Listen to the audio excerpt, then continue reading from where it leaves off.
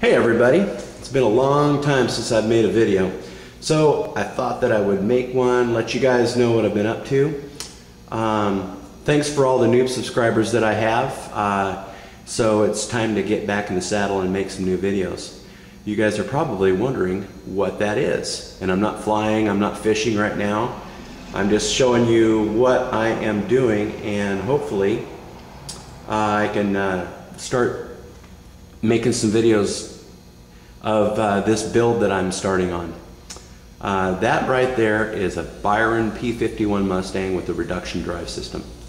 I acquired this kit, four or 5 years ago, and I paid quite a lot for it.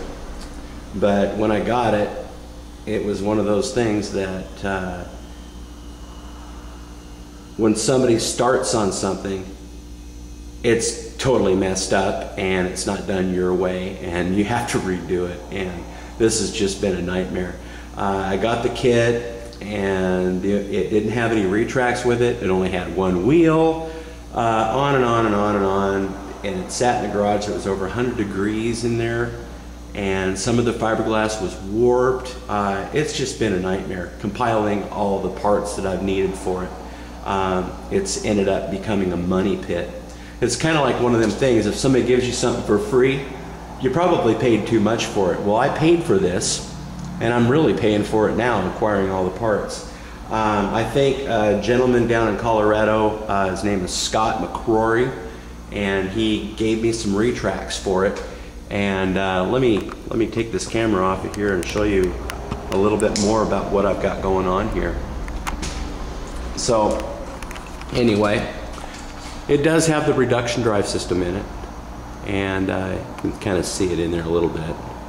But here's the deal. I got these retracts from Scott down in Colorado.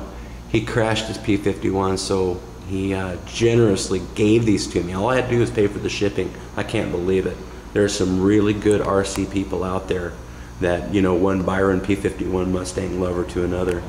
And here's the other one. Now, the people that had this kit back in 1983 or 84, they started on it, and you can see that how this has gotten brown over the years. It was epoxy. They should have used a layup resin instead. The retracts fit in there just fine now, and I had to remake these ribs and all that.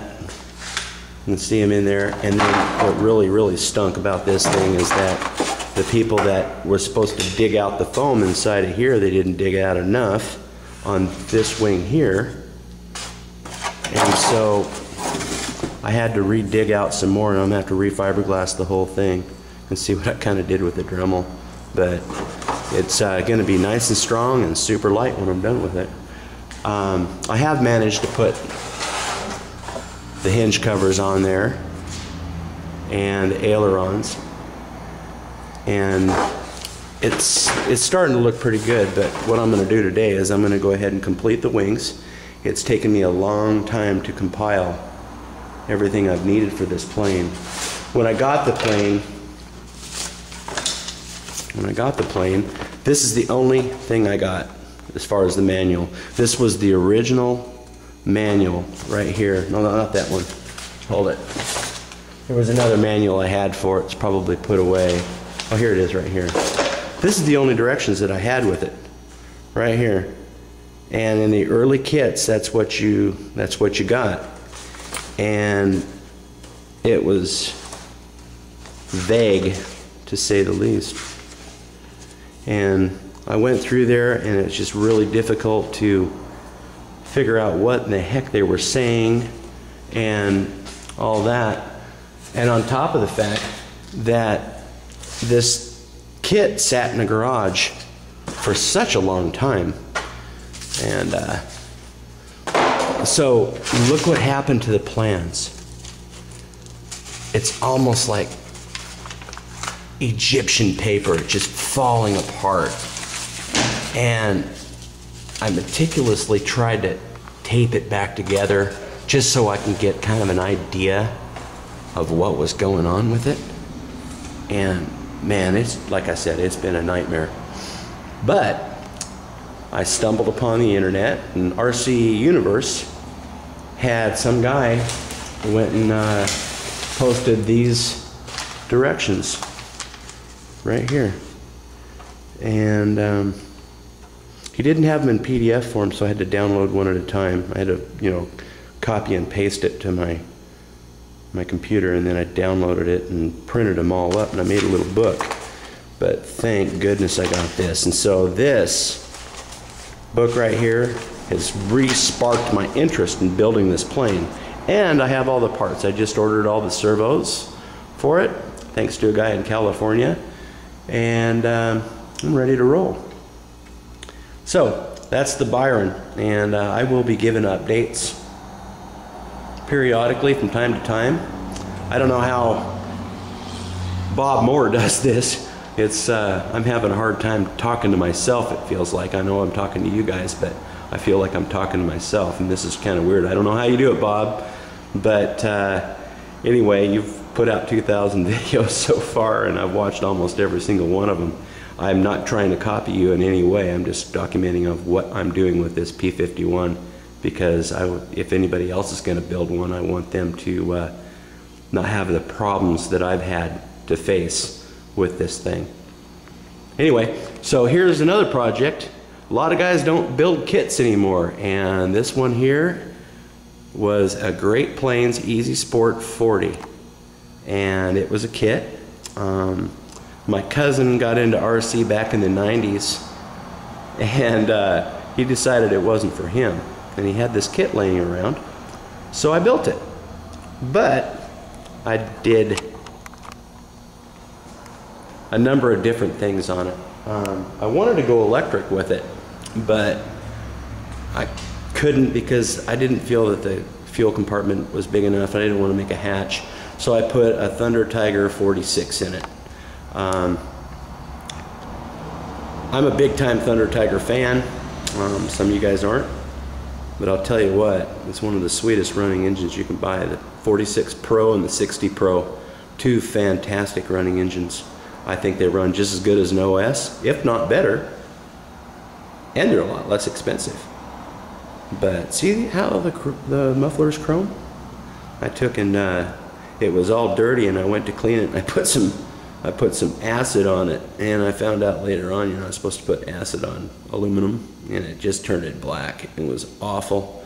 So I took it to a buffing wheel, and I sat there for 2 hours and buffed the whole thing with roux and everything else, rouge or whatever you want to call it, and it turned out pretty sweet.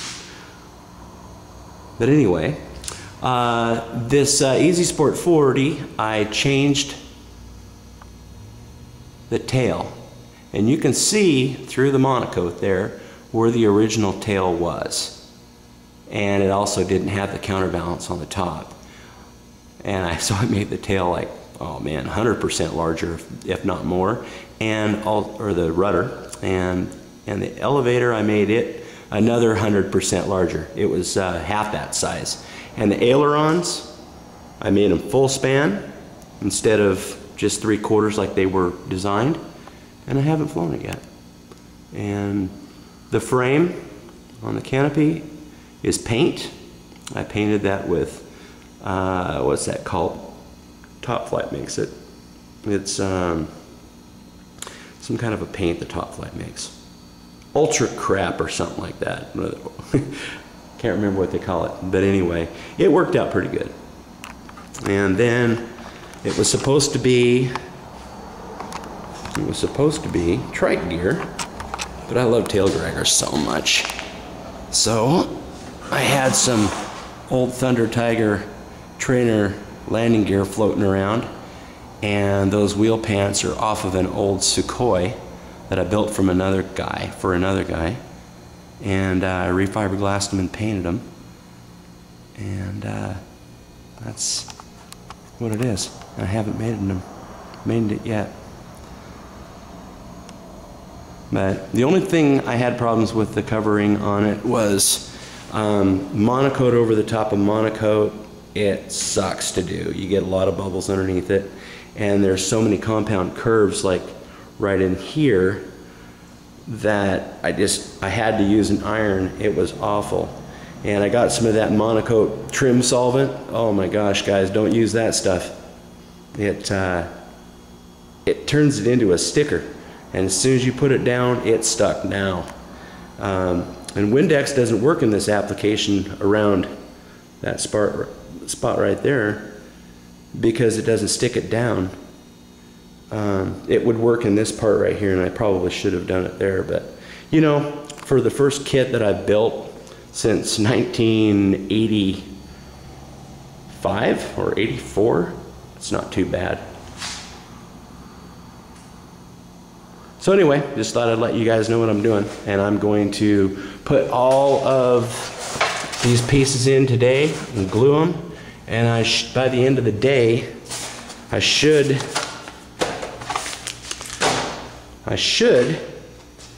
have this wing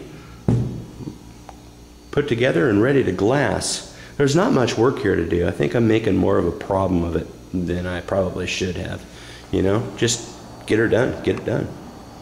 That's all you have to do. Well, that's all I have for today, and I will be talking to you guys soon. Thanks for watching.